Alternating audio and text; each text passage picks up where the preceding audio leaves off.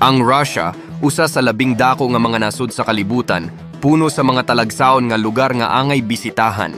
Sa pagsugod sa imong paglalakbay, ang St. Petersburg ang usa sa mga dapit nga dapat suliton. Ang makasaysayanong syudad naguban sa kahimtang sa mga palasyo sama sa Peterhof ug ang Hermitage, nga usa sa labing dakong museo sa kalibutan. Ang iyang mga kanal ug tulay naghatag og matahom nga tan-awon, labi na sa panahon sa ting-init. Sunod ang Moscow, ang kapital sa Russia, dili dapat kalimutan.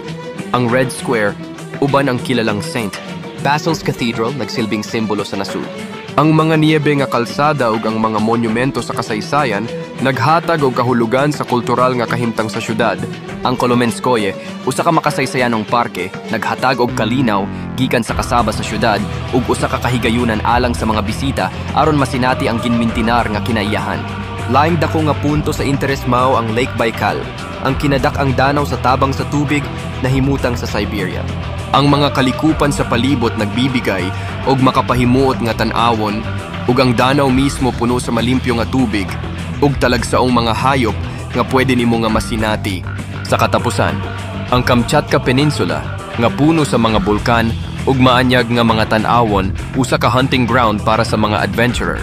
Ang kahayag sa Aurora Borealis sa mga giyera sa tingtugnaw naghatag og maganda nga tan-awon nga dili nimo gusto nga mapalampas.